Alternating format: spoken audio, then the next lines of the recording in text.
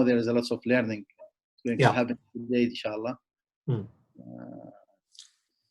I guess Yusuf will be there as well, isn't it? Yusuf Al-Busaidi. Yusuf, I sent it to him as well. I hope he will, he didn't say no. I sent him the meeting ID and the password. So shall I stop sharing the screen when you are really giving the introduction? Shall I do that? No, it's absolutely fine. Keep the screen and okay. It's fine. Just do the introduction and we'll take it from there. And they want to listen to you, not to me. So I'll try to. No. Let's.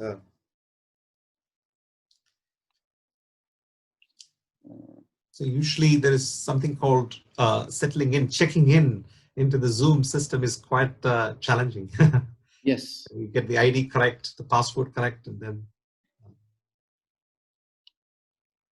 Let's see, I'm trying to get. First time I believe that I used Zoom was in Oman. I mean, was actually with the ministry. We had with the UN and the ministry. I think we had a meeting. That was the Zoom meeting that I first ever had. Okay. That was how many years ago? 2013, I think. Oh yes, 7 years ago. Yeah. That's. I would like, maybe we will discuss this. How crises accelerate things that normally used to be very slow, but they accelerate some disruptions that are used to be there, but nobody was thinking about them. But now they got accelerated. I think this is a concept that's coming up very soon, obvious with COVID-19 pandemic, where, for example, the concept of remote working, it was there. Some companies started doing it rightly. There were some cautious use of this adoption of remote working. Yeah. But all of a sudden now it has been accelerated to something unprecedented. Yes. And everybody started to work from home. And,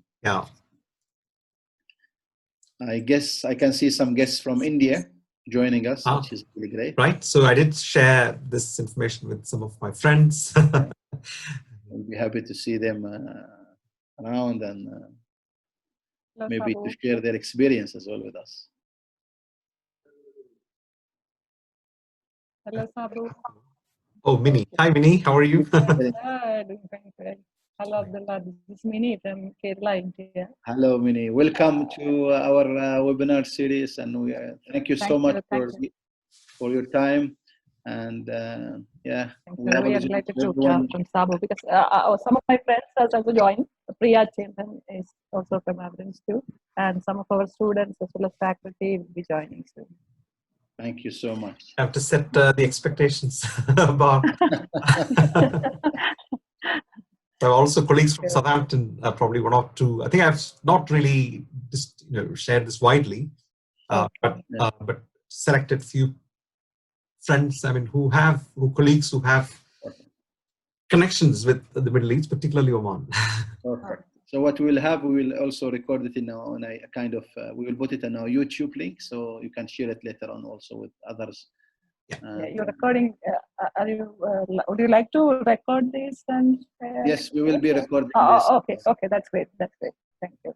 And how are things there in Oman? Well, things are getting better in terms of businesses are coming, reopening. Still, the pandemic, the number of cases are increasing. I think we are in the peak. We are starting to climb the peak slowly. Okay, that's fine. But we hope opening up businesses does not flare the whole thing. People are being asked to take precautions. Opening business doesn't mean opening it as usual. There will be some people will be asked to take measures like the distancing, wearing masks all the time, and cleaning. So they want to start a balanced approach where the economy is not hit, and as well as precautions when it comes to the disease itself, and not to overwhelm the system. Currently, we have around 100 individuals are admitted in hospitals. A good number of them are in ICU, and 30% of them are in ICU. So we have 13 participants until now. Before Right. for people to join, maybe another few minutes, Sabu, and then we start. Yeah, so let's start, probably give another 2-3 minutes. Yes, and then we will start the webinar. I'm looking forward for it, and I'm sure there's lots of learning that will happen. Learning has always been, Dr. Abdullah, it's mutual, and then together I think we are on that journey. So yeah, so it's just yeah.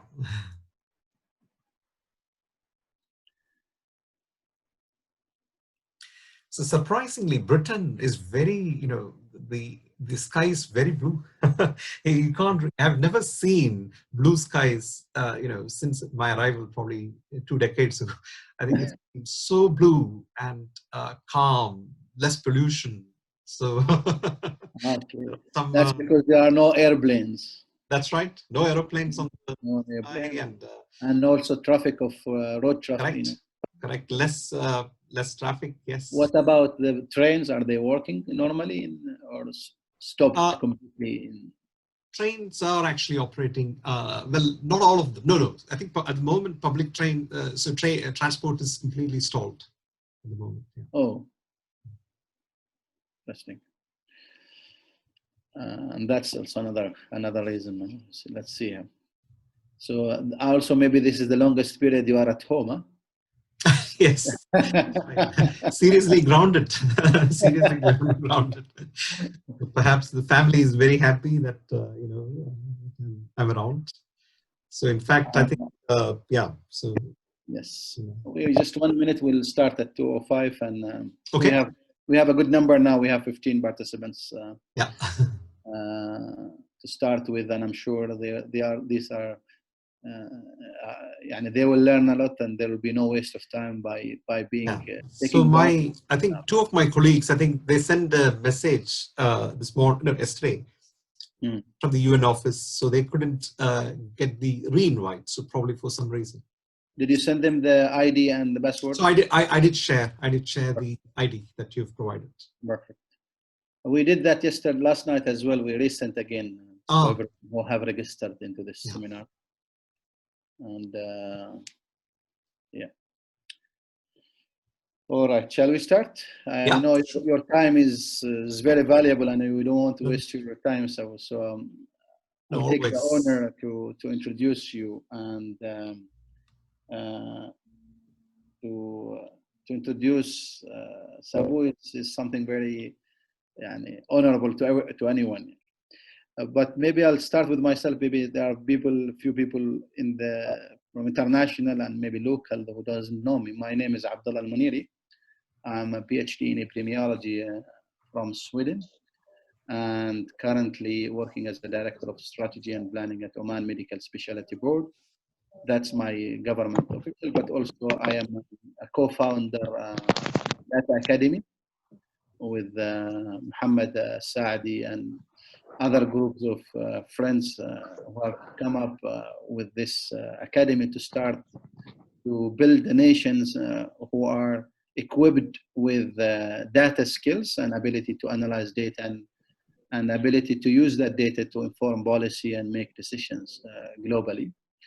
And we have recently started, and this is the first webinar. And actually we have the privilege to have Sabu as the first guest to the Data Academy, and we are looking forward that this webinar series will continue later on with other guests. But for today, we are honored to introduce Professor Sabu Padmadas.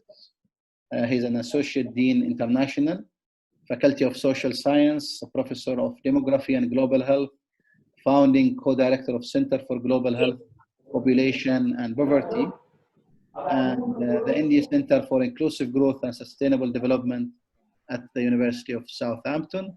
I had the privilege and the honor to co-supervise a PhD student with Sabu, and we've been working together in the last maybe 4 to 5 years with several projects. So before we start, just to as a housekeeping, I would like to require everyone to mute their phone, or Muhammad or Yusuf, if you can, everyone right now, and we'll let Sabu to go ahead for the next 20 to 30 minutes, and any questions can be put in the chat. I will ask Sabu then after that, or otherwise we might open the questions later on to, if anyone wants to ask directly. But for the next 20 to 30 minutes, please, everyone can take the mute, and let's enjoy and listen to Sabu. So Sabu, floor is yours. Thank you, Dr. Abdullah, for that very generous introduction. And good afternoon, everyone. Salam alaikum, kaif halik.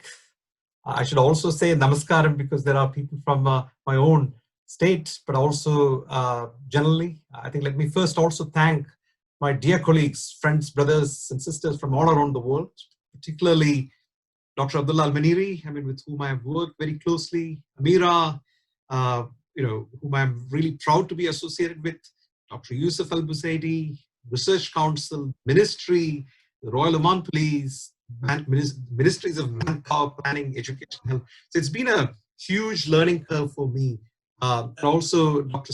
Sahran from SQU, Said Al-Brashti, Aisha, Atika, Dr. Sausan from NCS. So the list goes too long. But also, I think I must say that Oman is a country that is very close to my heart for various reasons, particularly people and society. And I wouldn't even hesitate to say that in modern times, Oman is probably judged as the world capital and the best example for maintaining peace and solidarity. So I think that's something that I would really like to highlight whenever I talk about Oman. So I think what I'm going to really start with is that I'm going to start with saying greetings from Southampton. This is just a positive note by sending love from Southampton. And you may also see that there are some meanings behind these three letters later on. But let me also find out that, well, I hope you and your dear ones are safe and well, because we all know that this is one of the most turbulent and extraordinary times that mankind has seen for ages, I think, especially since the world wars. So also wearing my global health hat, please allow me to make it clear. Please do not underestimate COVID-19, because now several hundred thousands people have lost their life, they died, and millions are affected by one single contagious corona novel virus. And I think there is, sometimes there is an underestimation of the virulence of the viral load, and I think that can be dangerous. So let's all hope that we overcome this challenge and return to what is known as a fairer and equal society. And I would also like to start with a disclaimer, because that is very important here, because I'm neither an economist nor an expert in the real business world.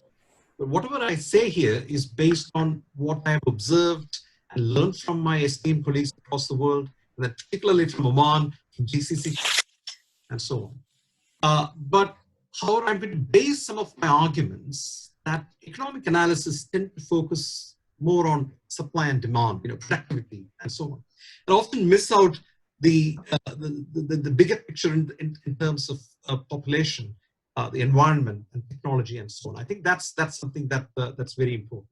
So now here is one a very interesting article published by the Financial Times on the 6th of March this year. So that's actually literally 2 months ago. So will coronavirus change how we live?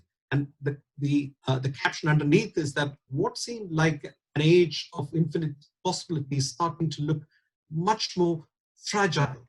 And in fact, this was, just 3 months ago. Indeed, the world has changed completely. The coronavirus will influence how we will live at least over the next few years. I think there is a tendency in human, human civilization of society to really forget things. But here, this is a virus that we will remember for the next couple of years or even a decade. And also, I'd like to really also start reflecting on the fact that when you imagine the Gulf Cooperation Council countries, or GCC, or Oman, for instance, in the 1980s.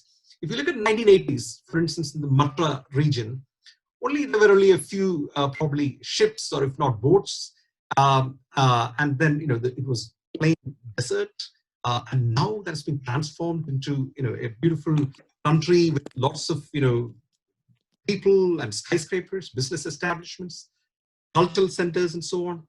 So simply, the world has changed considerably over the last few decades.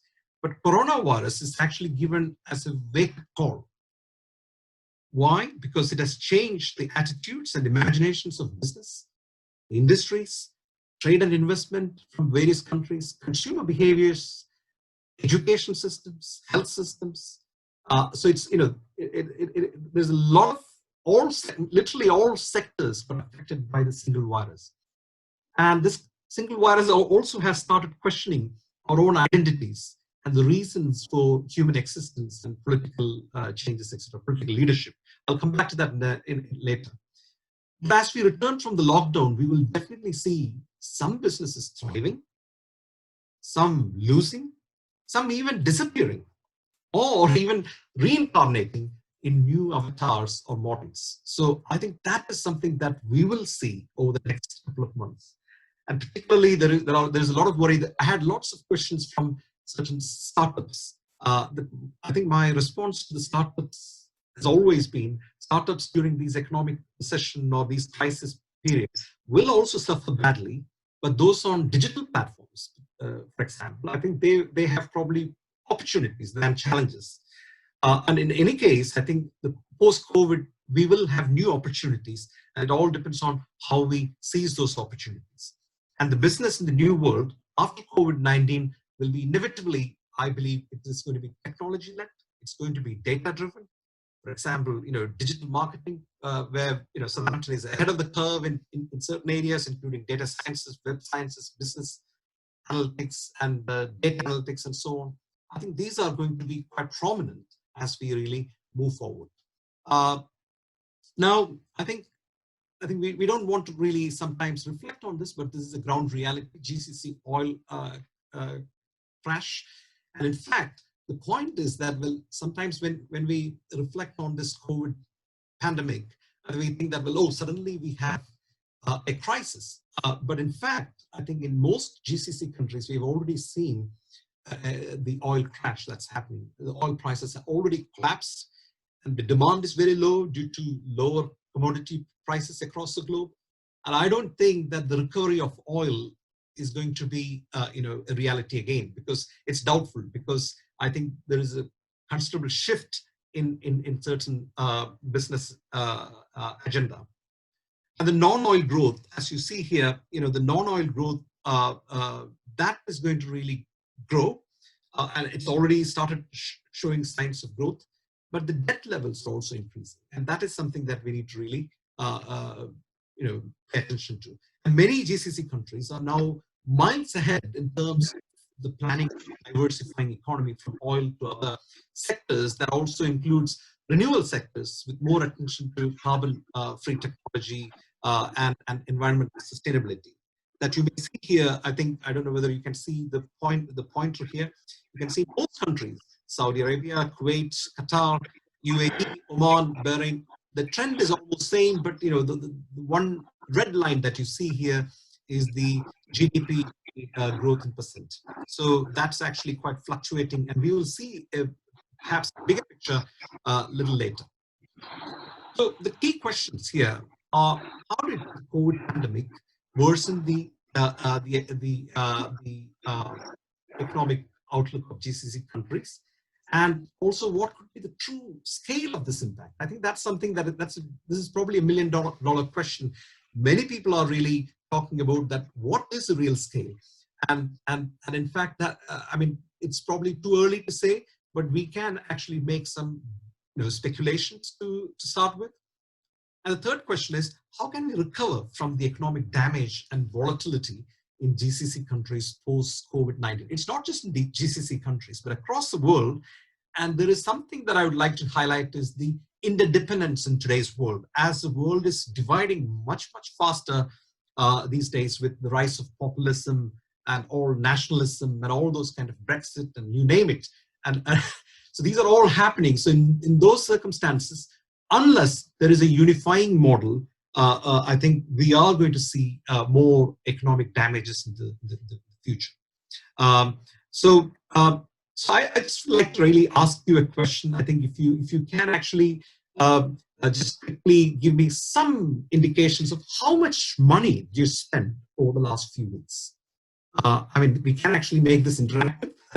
So if you have any questions, if you have any responses, please give me a few, 2 or 3 shouts. How much money did you spend over the last few weeks?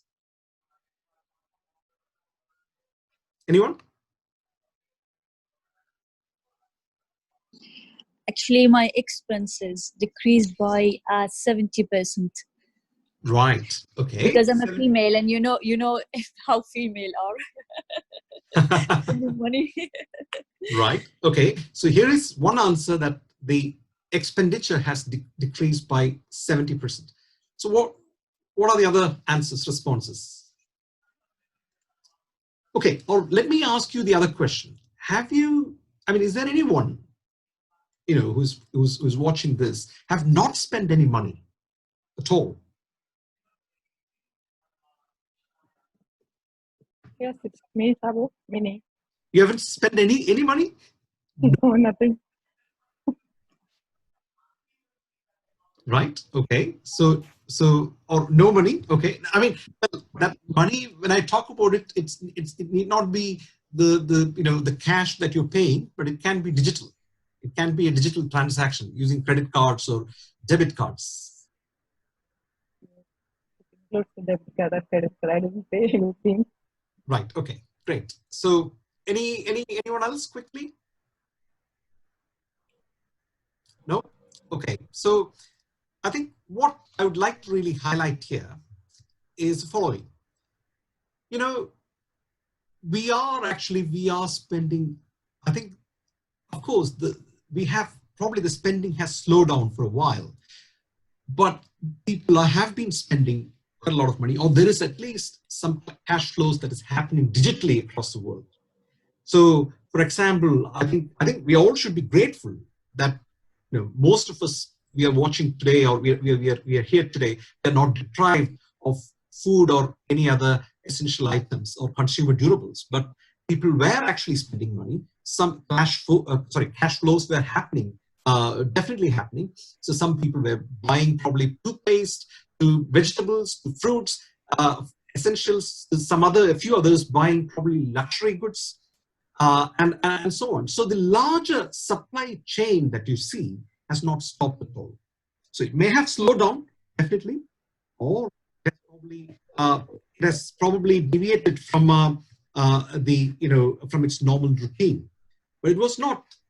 It's very clear that most of these transactions, cash transactions that has taken place, are probably digital, if not really the real money. So there may be some, unfortunately, there is also lots of news I have heard that, some people were deprived of food and so on.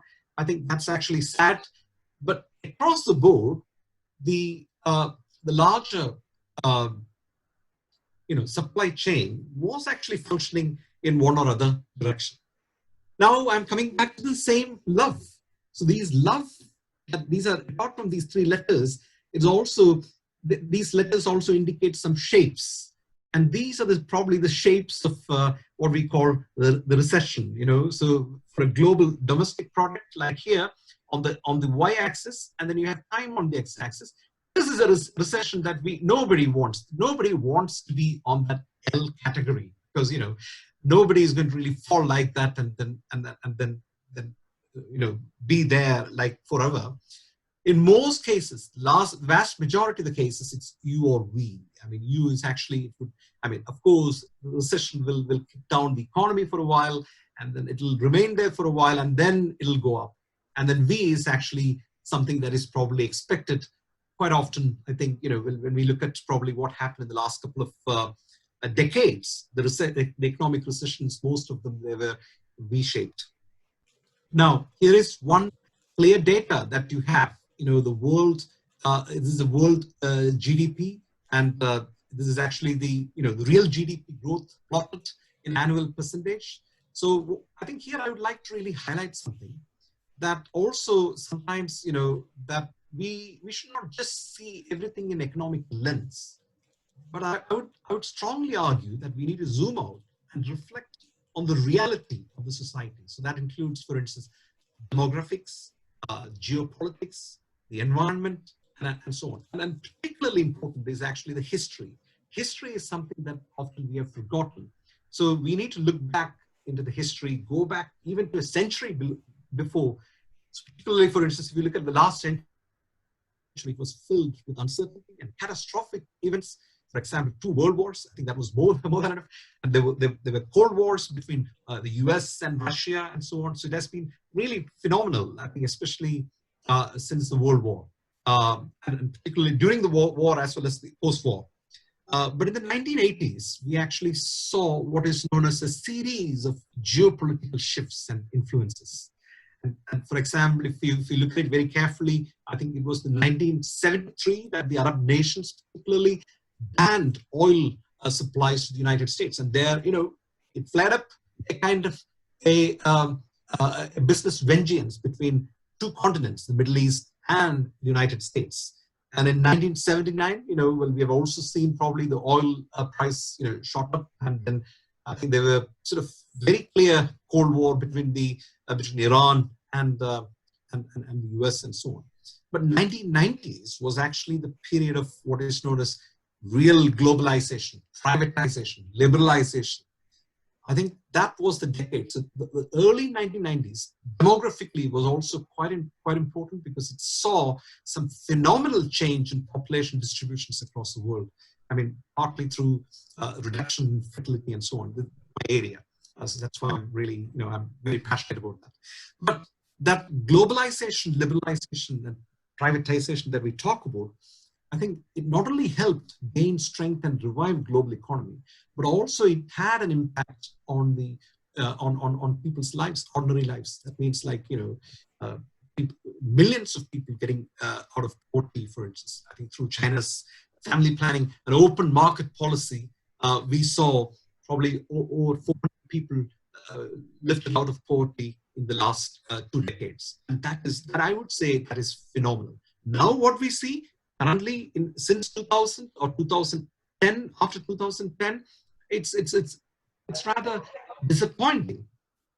What we see is not just a kind of a compartmentalized globalization, but also a slowing of globalization. And I think there is literature that says it's called slowbalization of globalization, which is really sad and leading to more nationalism, populism, disintegration, of economies and so on. So, which is not really the right thing. So, if you look at the red spots here on the chart, what you see here in 2000 is actually that was actually preceded by an economic boom in the 1990s, because when we had the globalization that was really gaining momentum, then what we saw was actually a decline, or there was high inflation rates and low unemployment. So the inflation rates was actually one of the reasons why what that triggered the global economic crisis at that time. But it was actually slowed only in some parts of East Asia, primarily, including tiger economies, or like Singapore, Hong Kong, Taiwan, South Korea, and so on. And it was also followed by the 1997 Asian financial crisis. But in 2008, I think we saw the Great Recession, which was spurred by the collapse of real estate markets and banking sectors. The Lehman Brothers, I think it was really totally unexpected. For very few people predicted that recession, and that was even that was again another wake-up call that we need to really be looking at data very carefully, critically, and often examining by going retrospectively, historically, and so on. So the world economies were hurt very badly during that 2008. And in fact, that recession is also known as the Great Recession, the Great Economic Recession of the modern or the 21st century. In 2010, I think what we have seen around towards the end of 2010, we saw Arab Spring starting in Tunisia and spreading across the Middle East. And in 2012, another global economic crisis. You know, there was another V. So you see that lots of V shapes here.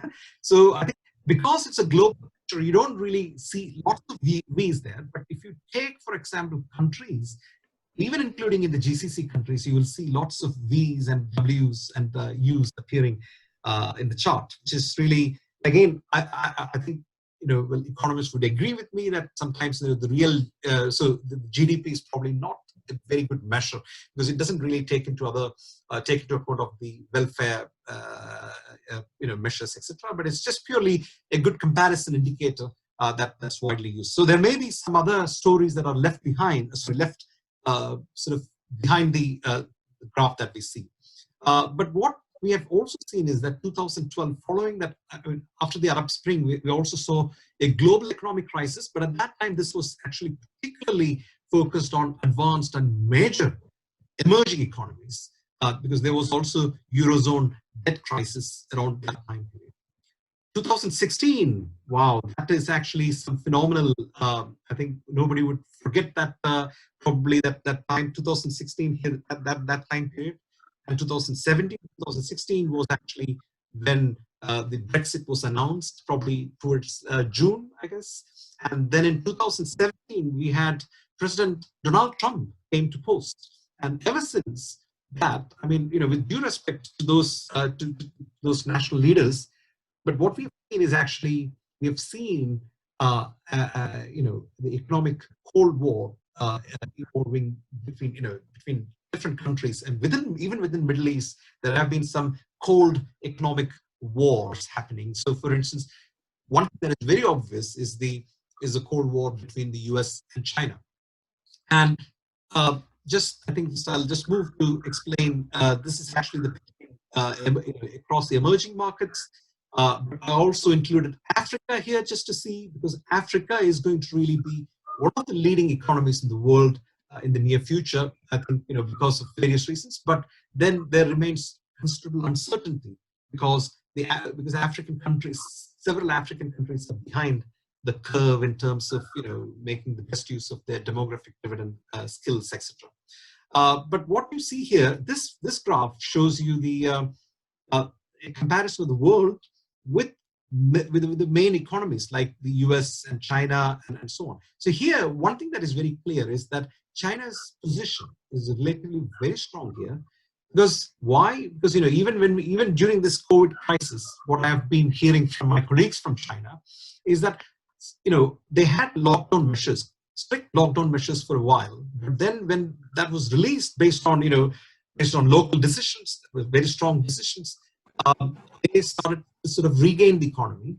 Because, you know, well, we know that, well, it is, I mean, although manufacturing is fading away from China, it is a manufacturing and spending economy. There's high productivity. People work very, very hard. And the supply chain, there is, you know, in China is incredible. I mean, in terms of like, or when we talk about, you know, systems like Amazon, for instance, I think that in China, there is something related with Alibaba and so on. These are really vibrant systems which have been active for a long time. So I believe if the US, so, you know, well, in a nutshell, if the US dominated the world economy in the 20th century, especially after the Second World War, the first quarter of this century will be inevitably, I think, China. And there is no doubt about that. You know, the first 25 years, that means until 2025, 2030, we will see China really rising to certain levels. And the next 3 decades after that will be inevitably India. So India will be really the leading, you know, the economy. As you can see that even in those recession periods, I mean, of course, India got affected, but China, you know, it's not, I think the impact is not really that strong. Part of the reason was that exactly the same thing that I was mentioning. But the United States, on the other hand, I think of course, it's today it's one of the world's largest economy. in fact, the United States controls about 25% of the global economy. And if you look at, for instance, the business transactions, probably more than 80% of the global business transactions are in US dollars, right? Not in any other country. It's not real. It's not dinar, or it's not rupee or anything. It's US dollars, 80%. And that, I believe that recently, particularly since the economic Cold War between China and the United States, there is some kind of shift there, and shift towards China, especially now when we see a failure in the United States leadership to controlling COVID-19. So the US is unfortunately, in terms of managing this epidemic, rather than showing global leadership, I think they couldn't really cope with the situation. So what has happened here, quite quietly and without anyone's knowledge, is that probably China has taken lead already, seizing the opportunity. So, but what China needs, I have worked in China for many, many years, and I have lots of friends in China. I do respect and value that friendship and collaboration. But what the country now needs is more transparency in terms of data, in terms of the business transactions. They need to gain trust from the rest of the world and distribute its wealth more equally. If they don't do that, you will see the collapse of China within the next decade, because that is actually very important. And China has also the capital. Well, if you look at the cash, they have the capital, and their role will be significant over the next few years. So, although these days, I think we have seen lots of discrimination against countries, and this is probably the time that we should wake up to the reality and accept the fact that, look, more collaboration, or integration, not disintegration, more creation, not destruction. I think that's the kind of mentality that we should really think about in the future. So here is what you really want to see in the Gulf Cooperation Council. So the Gulf Cooperation Council countries, if you look at it very clearly, Qatar, with a very small population, it has really had a significant growth, especially in the early 2000s. And then we see, again, lots of fluctuations. And here, after probably 2012, we've seen most of the economies across Gulf Cooperation Council is actually, kind of falling in the sense that it's touching the almost zero growth rates. And some countries have actually gone below zero, like Kuwait, for instance, for a while. And then there are also regional imbalances in terms of distribution of wealth, distribution of power, geopolitics. Many things have played, but particularly, I think the most important thing to note here is the oil crash. And also, I think we need to be a bit careful of when we talk about the economy in a broader sense, because many countries, particularly Oman, as I know very, very clearly, because I've seen the data. I've worked with National Statistics Center, NCSI, and the ministry, and to my knowledge, I think Oman took a kind of, it was not really, it took a kind of, what the best way to describe is that it took a kind of medium kind of trajectory.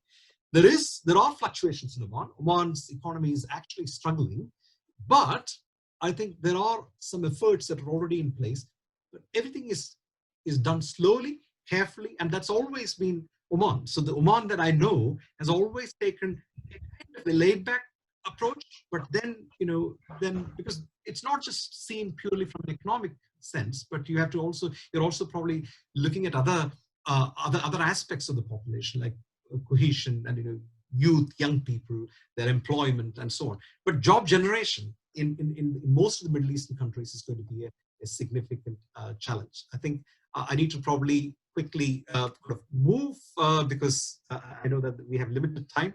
But this particular graph shows you the distribution of major economic sectors. So, for example, if you look at almost all GCC countries, there's a good share between industry and services. The services sector are in green, and the industry sector is in this kind of saffron shade.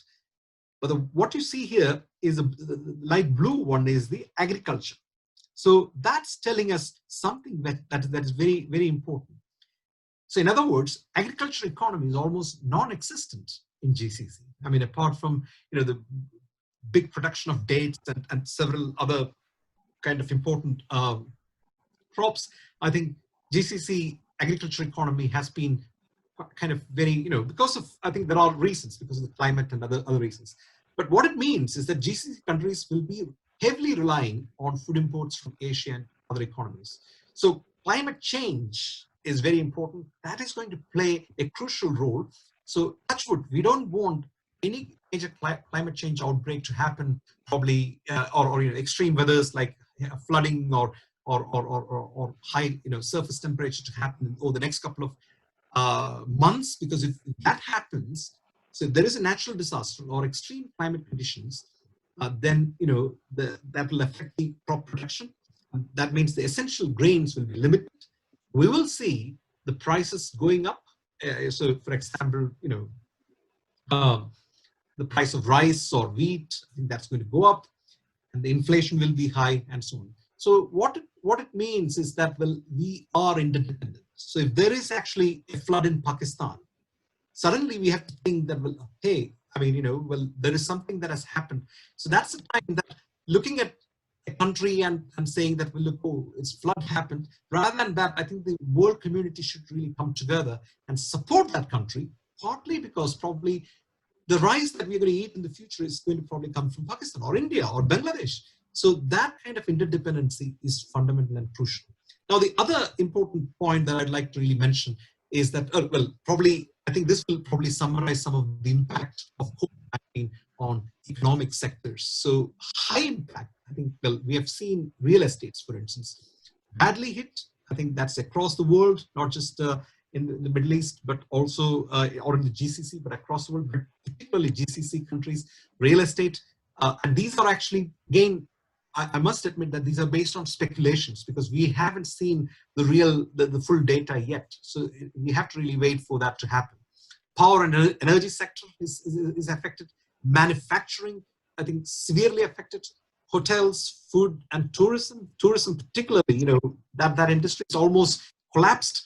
And it'll take a long time before we can actually revive these sectors, hotel sectors. So some hotels, for instance, are actually advised to open, but then then you have to have consumers. You have to have customers to really use those utilities. So that, I think that there we will see securities. That also includes a lot of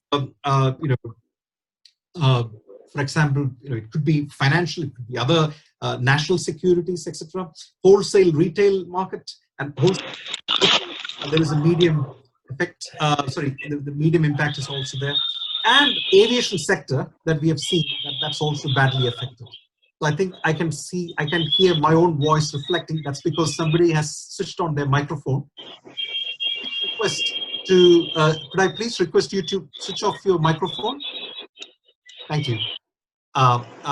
So in the medium impact is actually what we have seen is financial, construction, and retail. Oh, I think we have. So I think there is a. I think it seems that there's noise coming from the traffic. Mr. Sarva, can you switch off your mic? Mr. Selva Mohan, can you switch off your mic? Yeah. Okay. So that's fine. So can you hear me now? Yes. Yes. Okay. Yes. Great. So the other sectors, for example, if you look at education, healthcare sector, healthcare sector was particularly badly affected because, I mean, the impact was more on, managing COVID-19 cases and threshold capacity and so on. But in reality, what happened was that healthcare was actually in the dominant. So private healthcare probably, made a lot of fortune there. I mean, that's definitely the case. But I don't want to really talk only in terms of business, but also survival. I think we need to be a bit careful. But on the other hand, agriculture sector is, I think, probably, because it's too early to predict. But particularly in the Middle Eastern sector, I mean, it's probably focused more on, certain specific crop production. But in the Middle Eastern sector, probably agriculture is less impacted by the COVID.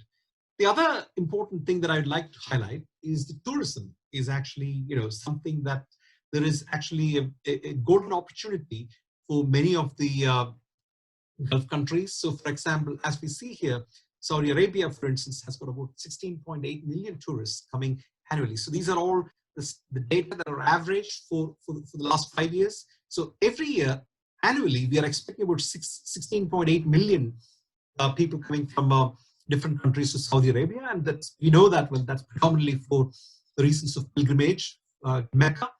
But UAE, this is particularly Dubai, for instance. I think Dubai, there is a lot of tourism that's happening. Qatar, Oman, another 2.2 million, that's actually substantial. So tourism, I believe that there is actually a huge potential for many GCC countries, but this will also be very challenging over the years to come.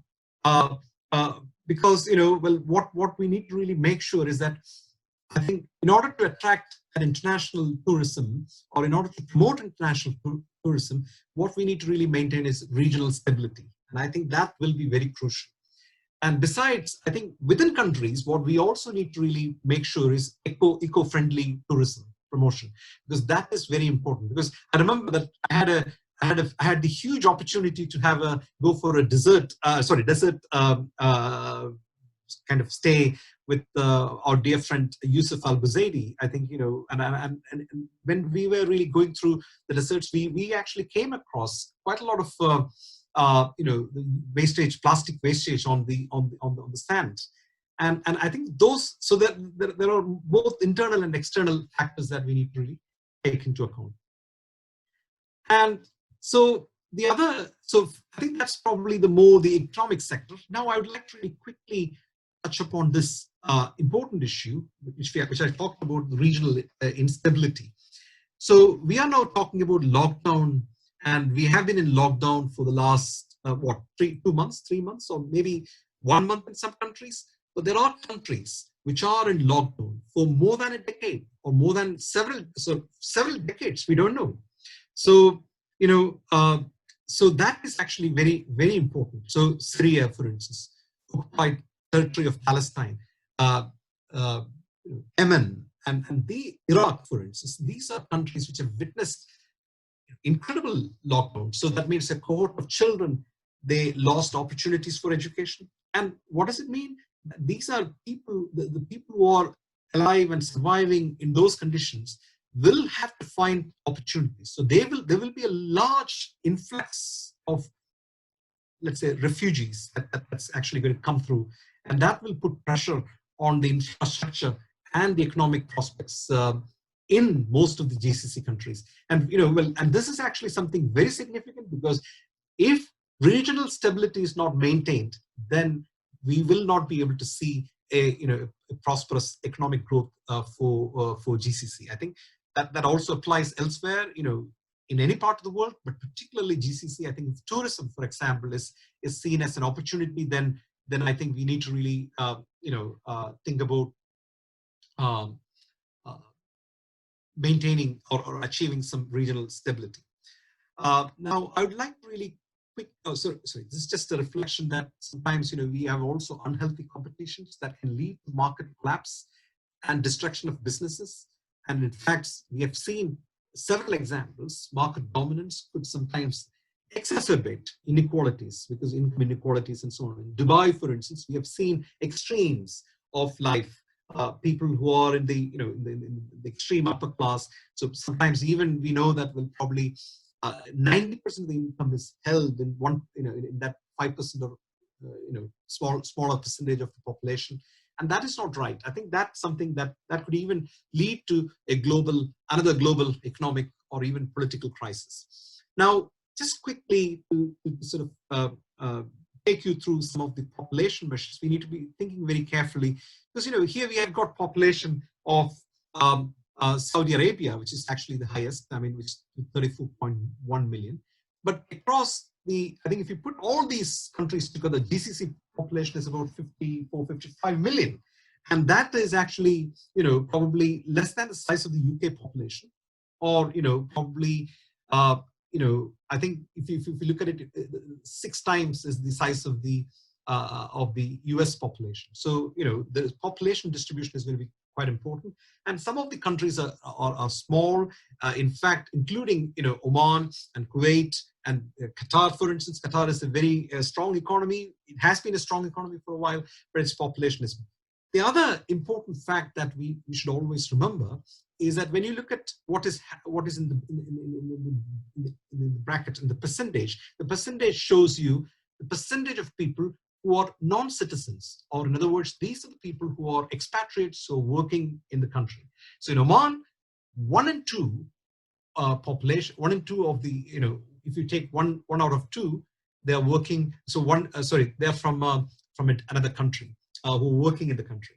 So when you take, for example, that in the case of United Arab Emirates, that also includes, the 5 small countries, including Dubai, Sharjah, Abu Dhabi, and so on, 88.5%. So 90% of the population are actually expatriate population.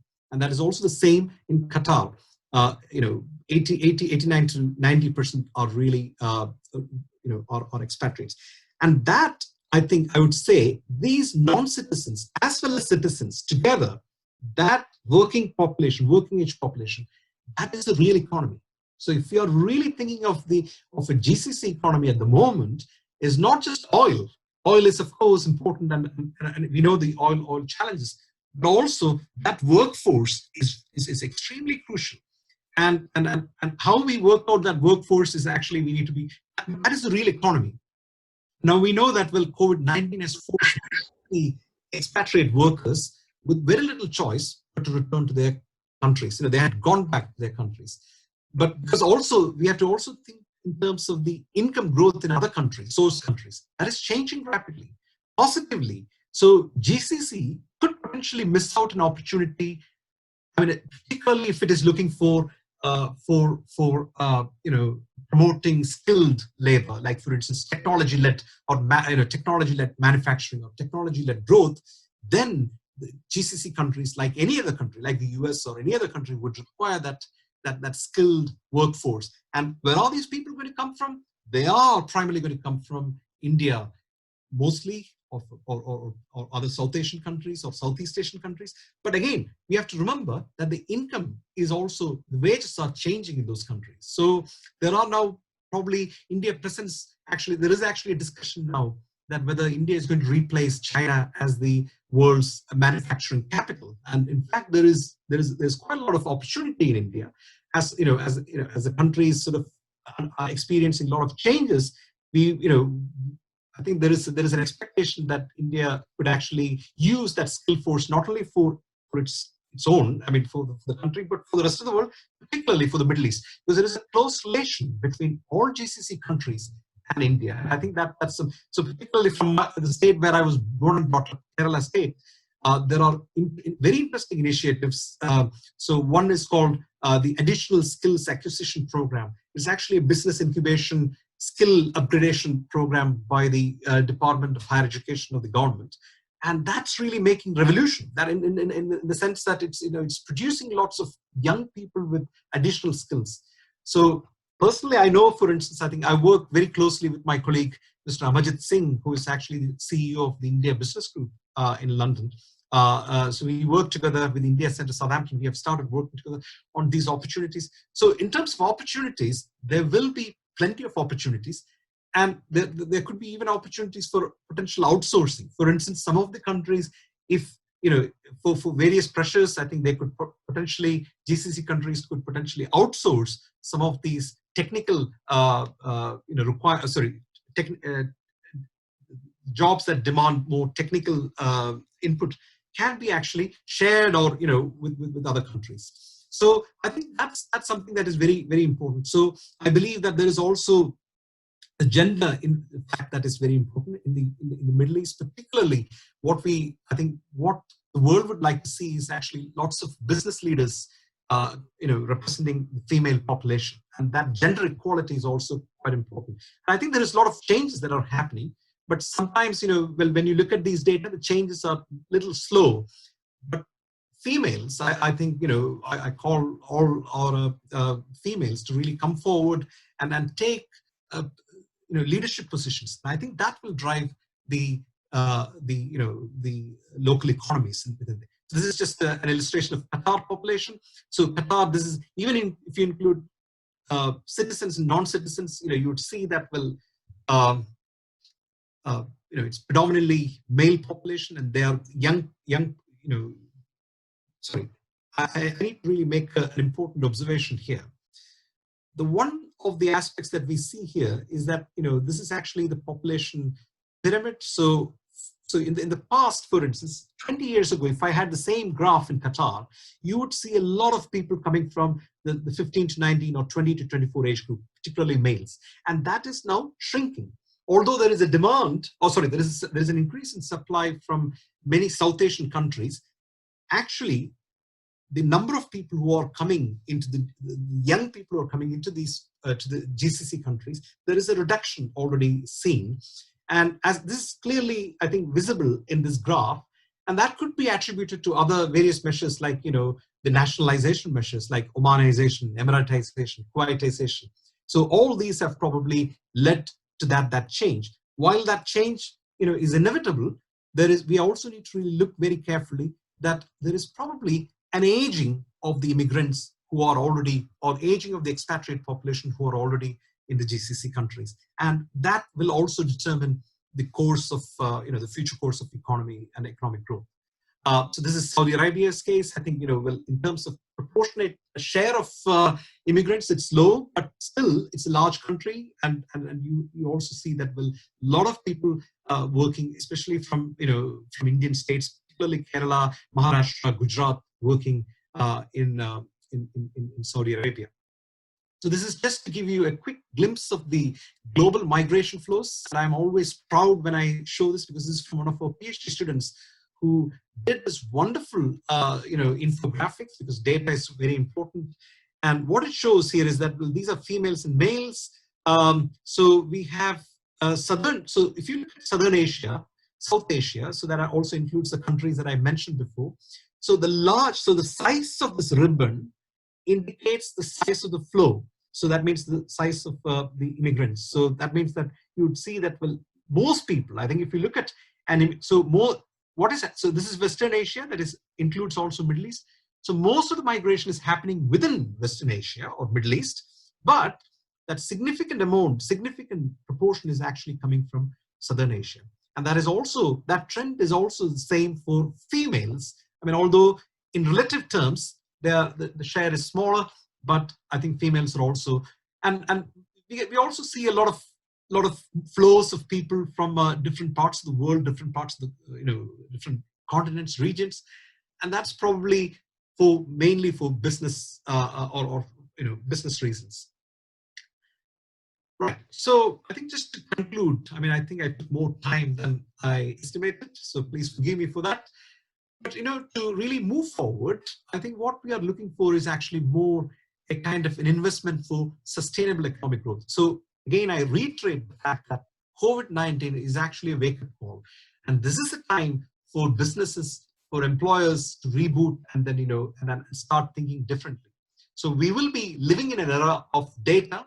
So and any decision making that we will actually make will be data driven. In fact, data is a new oil, as I learned from many places, including the recent conversation that I had with Dr. J. Kiran. So that is actually going to be one of the kind of driving force in any business, any sectors that you take. And also equally important is the investment in human capital, skills, and jobs. And the economy that we are going to think in the future is knowledge-driven and innovation economy. So innovation is sometimes used in a very loose sense. Innovation doesn't mean necessarily coming up with new businesses, but also actually using certain mindsets and tool sets and skill sets to really come up with new ideas that you can actually experiment in different sectors. And the manufacturing will be inevitably, it will be technology-led, and entrepreneurial leadership is also quite important, the businesses, startups, etc. But the future, as we know, that the automation, machine learning, and robotics is going to be crucial. And this is something that I really love this very interesting quote from Mr. Vinod Khosla, who's an Indian-American businessman and venture capitalist. He said that in the next 10 years, data sciences and software will do more for medicine than all of the biological sciences together. So we hope, I wish to see probably perhaps more application of, artificial intelligence and machine learning to understand. In fact, I think, people like Ayman and Dr. Ayman and Dr. Amira has already taken that, and Dr. Abdur Rahman has already taken some steps to really use that kind of machine learning tools to really understand COVID-19. But one thing that is clear is that as we move forward, this is going to really drive our lives, and the data sciences, or the big data are going to influence the way we live extra. I'd like to really also, reflect on this very interesting quote from the former president of India, whom I had the opportunity to meet as well. Very down-to-earth person, but someone who had a vision for not just for India, but also for the rest of the world. And he made this point very clear. Every nation has a character, a unique attitude which governs how it deploys, how it skills its human resources, and develops its resources for its economic wealth. And we call this the positive attitude of a nation. And that what it means is that these are the nations which will be open to new ideas. They'll handle failures better.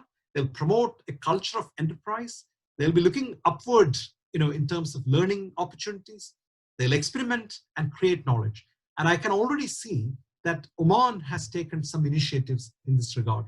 And we wish to really see this coming through in the next couple of years. Perhaps a fresh start for mankind will be an opportunity to embrace this change through innovation and creativity, and ensure inclusivity, humanity, and sustainability. So these are, I know there are lots of itties there, but these are quite important, because an inclusive growth is what the world needs. And we need to really build a fairer and equal society. I think that is very important. So I'd like to really stop by giving one very interesting quote from a very influential poet from Persia, the old days, 11th century, I think, Maulana Jalaluddin Rumi, who said that the pains you feel are actually messengers. So what an interesting quote, and what a timely reference, because I think what we are currently seeing in the whole world is the pain is actually giving us something. It's a wake-up call for the entire humanity. And with that, I think I'm going to stop here, because I think I took more time, but I hope I was able to really share some of the observations and some of the interesting data that we have seen around the world, particularly in the GCC context. And I'd like to stop here. Thank you. Thank you so much, Sabu, for the very interesting presentation and discussion that you went through, and I'm sure that there will be some questions in the minds and the heads of the people who are attending this. So I would like, if one of the participants would like to ask any question, just please either you raise your hand and then we can allow you to speak, or you could put your question in the chat, and I can take that directly with Sabu.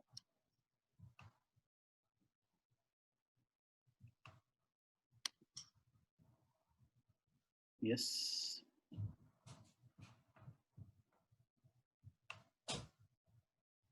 عبد الجليل ما عندك شيء؟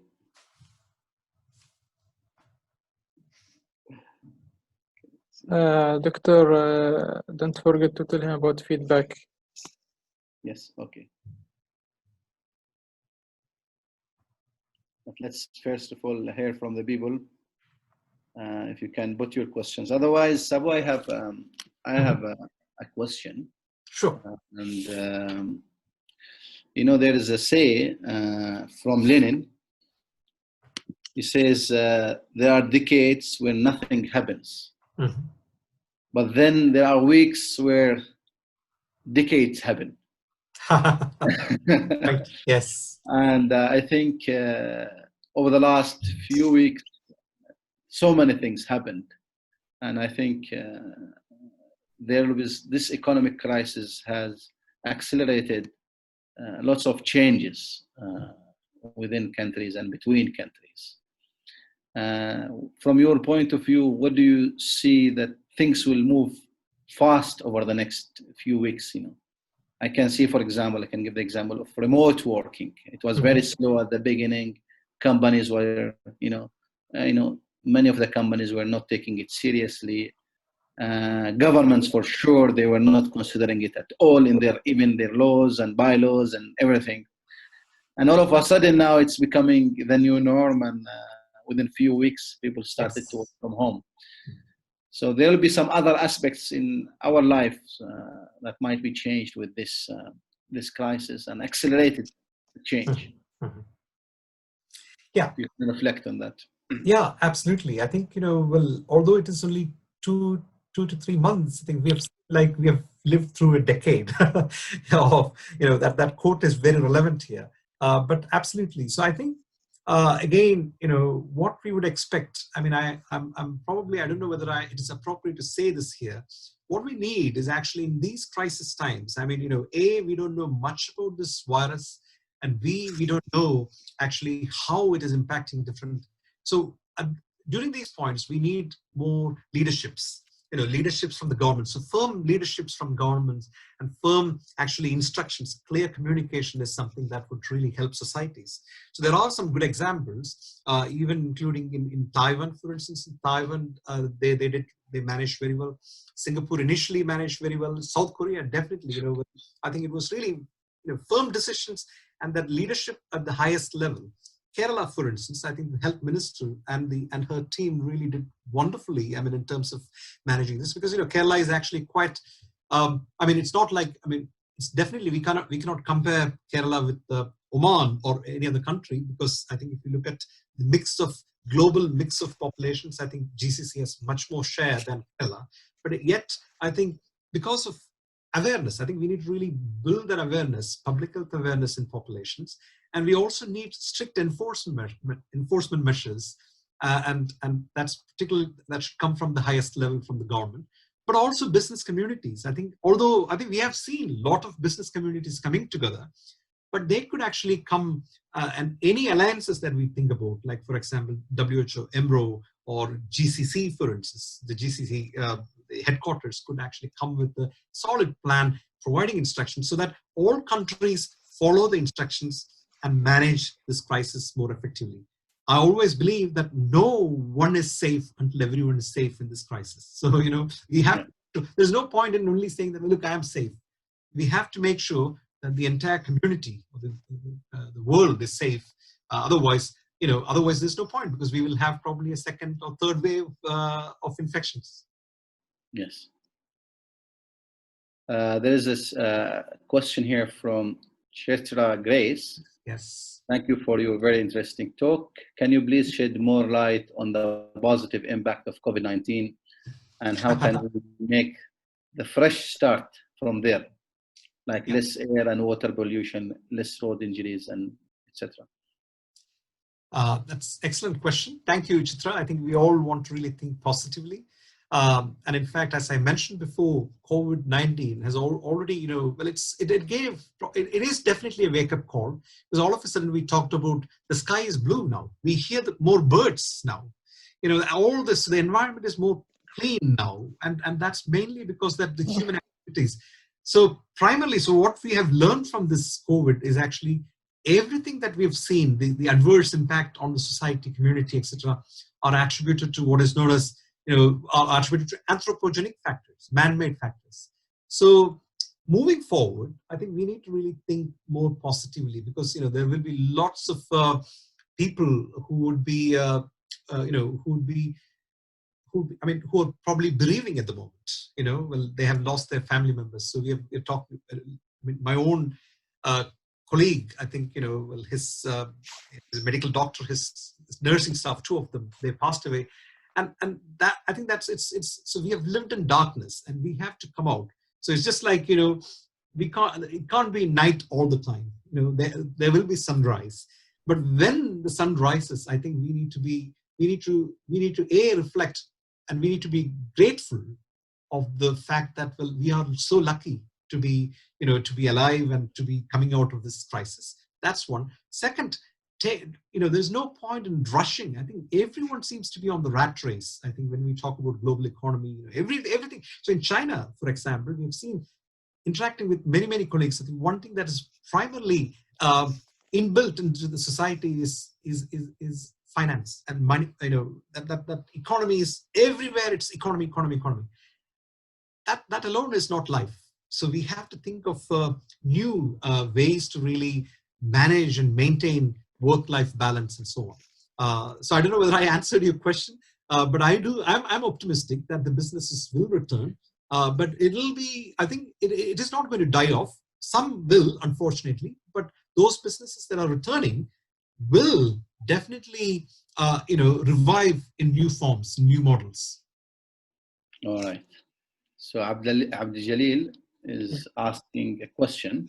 Mm-hmm. Thank you, Doctor. Can you please shed some light on inflation's trajectory in the near future and how that will impact investments? So this is basically finance question. Yes. I think let me try my best. I think to answer that question. So inflation, I think again that depends upon the sector performance, but inflation is definitely one area that we will see inflation. If there is some climate change events in many parts of the world, that'll definitely we will see inflation first on food, and I think that is going to really be very crucial.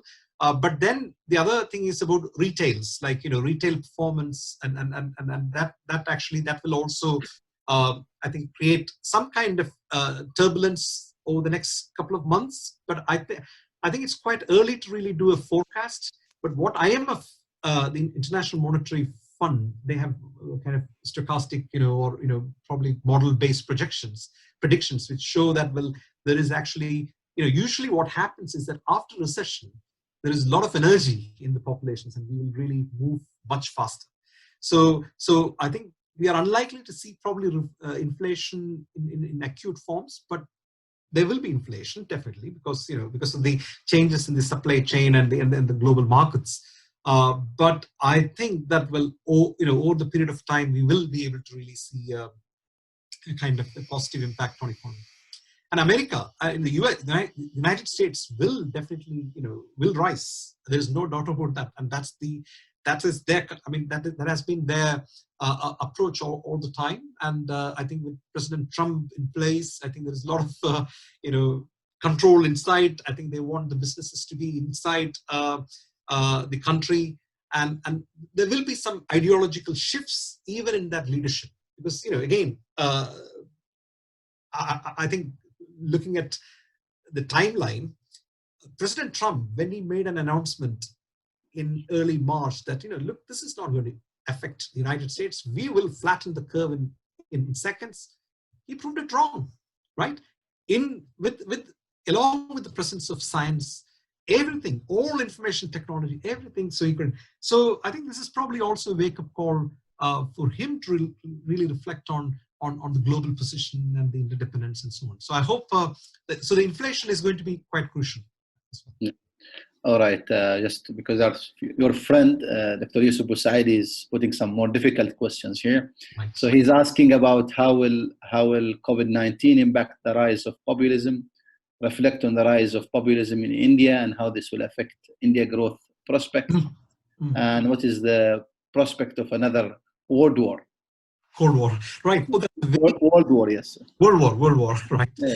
Okay, so very interesting question. I think this is this has given a wake-up call to all those leaders who are, I think who are probably claiming to be in that populist sort of scenario. But I think, to be fair, it's quite. The question from Dr. Yusuf is always challenging, and I need to be a bit careful as well when I speak. But if I speak my heart, I would say that there will be kind of significant shifts in the political structures, or the way that because people today have lots of information just in hand. So they will use that data through social media or any other platform. They will make decisions. So in places which are really where the democratic systems are in place, the people's voice will be heard much louder. But at the same time, I think in India's case, for example, I think when Prime Minister Modi came, I think he came with a lot of vision and he came with a lot of energy and enthusiasm, and it is still there. But in terms of really touching the ground, like for example, he introduced some measures, which is the demonetization measures, and later on some kind of citizenship amendment bills, etc. That created lots of unrest in the society, and that has also slowed down the economy for a while. So I think so India could have been really I think it's very. Now, looking backwards, if we see if those interventions were not in place, we would have seen India to be really performing more or less at the same level like in China.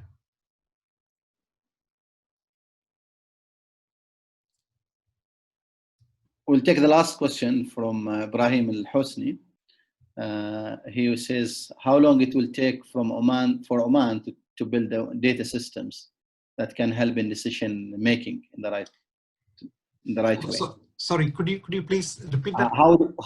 How long it will take to Oman to build a system for data that can inform or help decision making? Oh, very good question. I think thank you for asking that question. Indeed, I mean, I think probably it has always been like that. I mean, that we need more data. I mean, as much as data that we can actually collect, that's important. Not just that, but also clear documentation and also recording of data systems in a more transparent manner is what is important. I think so that particularly that data transparency with the COVID, I think China will be actually expected to answer certain questions in the future. And one of the things will be actually data transparency. So data, just like COVID, for any other business, it's very important. And I think the future of the future economic, lots of economic decisions, business decisions will be made based on that data. And it's not just, so we have to really triangulate evidence from multiple sources. So that means like different sectors collecting their own data. The ministries or the coordinating agencies should talk to other sectors so that there is a collective effort in that data generation. So it's not just data. So if I am in the Ministry of Manpower and Planning, I'm just collecting data. Well, I would probably need to really also collaborate with the Ministry of Education, Higher Education, and or other sectors or business sectors to really, so that you don't really duplicate the efforts, but what you produce is of high quality. There is a last question here from Rana. When countries are facing severe economic crisis along with COVID-19 emergency, the poorest group of people in a country like GCC countries or India is suffering the most, particularly the food supply. Yeah, it's a big concern about how countries would provide food supplies. Yeah, in the ongoing crisis. Yeah, thank you, Abdullah. I think that's again a very important question. We've seen a very clear economic inequalities on COVID impact. So even in Britain, for instance, in the UK, if you look at, for example, the Black, Asian, ethnic minority communities or the BAME communities have suffered a lot. So if you look at the number of people dying or the number of people who are being infected, tested and infected, we can see that that there is an increase in that kind of content. So definitely, I think the poor are vulnerable as always, and I think that's something that the governments would need to really also reflect very, very important. Very, very quickly and address this, because the thing is that, as I mentioned before, not everyone is safe until so you have to make sure that everyone is safe. And that is very important, and particularly the poorest people who are really, who are deprived. And what we have also seen during the COVID crisis was actually a deprivation of nutrition. For instance, young children, I mean, have lost opportunities in some countries. For instance, I know, for example, in Nepal, I think I was working with recently on a paper with the Department of Public Health, and I think what I noticed was actually quite surprising that there is actually a significant impact on nutrition of the population. So definitely, so in these crisis times, probably at least the government should really make sure that essential supplies are maintained and distributed more equally, and probably targeting more on the marginalized and vulnerable populations. All right, Sabu, I think we took a lot of your time. Thank you so much for your presentation, and it was a really very interesting discussion. I would like just to remind the participants who registered, we'll send you a link. Please, can you please give us your feedback for this webinar, and we look for more webinars from you, Sabu, and from the network you have around the world, things related to data and how we can inform policies using data. I know Dr. Ayman wants to ask, but we'll take your question privately later on, Dr. Ayman. Thank you, everyone, and thank you so much, Sabu, and all the best. Thank you, Shukran. Thank you very much. I think it has been always, I think it's a great pleasure, working with you and colleagues from Oman. So, again, I repeat that Oman is one of the countries that I cherish for main reason that it's a country of peace and solidarity. So I hope that the message from Oman is spread across the world, and let's also hope that we will soon recover from the COVID crisis. But thank you for giving me this opportunity to share some of my thoughts. Thank you, Abdullah. Thank you, and thank you so much, Yusuf, and all the team who worked. Thank you, Prof. Thank you. Thank you. All the best. Thank you so much. Bye. Thank you. Bye-bye. Bye.